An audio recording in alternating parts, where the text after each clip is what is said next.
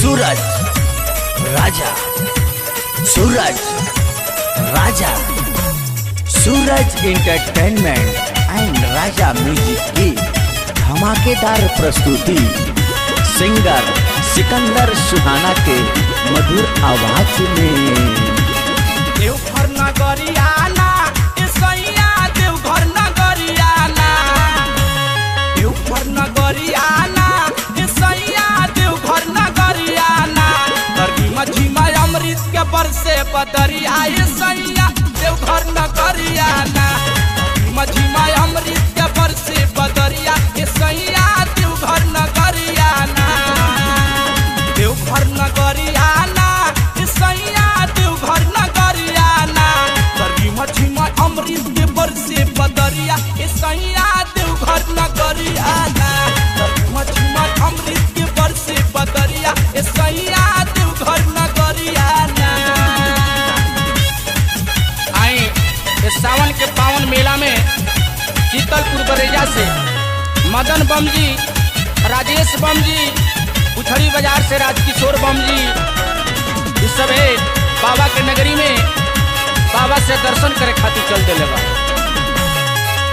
बोला बाबा बोलत जाले देखी नर नारी, गेरुए रंग के कपड़ा पहनले विनोद बिहारी।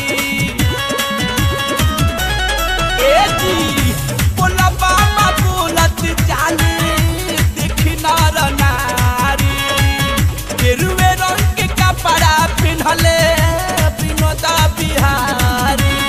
शोभे डगरियाना इसैया शोभे डगरियाना, शोभे डगरियाना इसैया शोभे डगरियाना, गरिमा झिमा अमृत के बरसे बदरिया इसैया देवघर नगरियाना, गरिमा झिमा अमृत के बरसे बदरिया इसैया देवघर नगरियाना।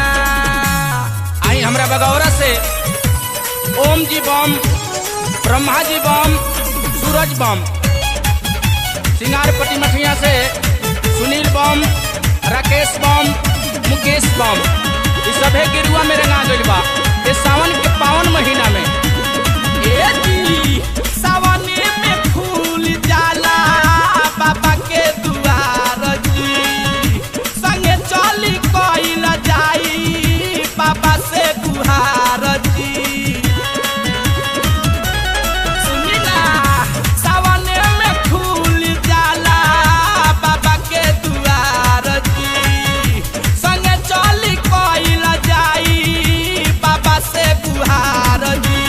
भरती है गोदियाना इसैया भरती है गोदियाना, भरती है गोदियाना इसैया भरती है गोदियाना, गरिमा झिमा अमृत के बरसे बदरिया इसैया देवघर नगरियाना, गरिमा झिमा अमृत के बरसे बदरिया इसैया देवघर नगरियाना।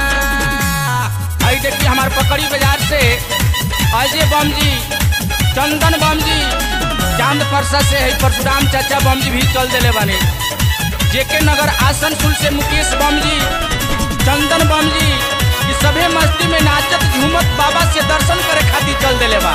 ए जी की तकावत जात बारे सिकंदर सुहाना, भरले बा सुनील झोरी में भांग के खजाना।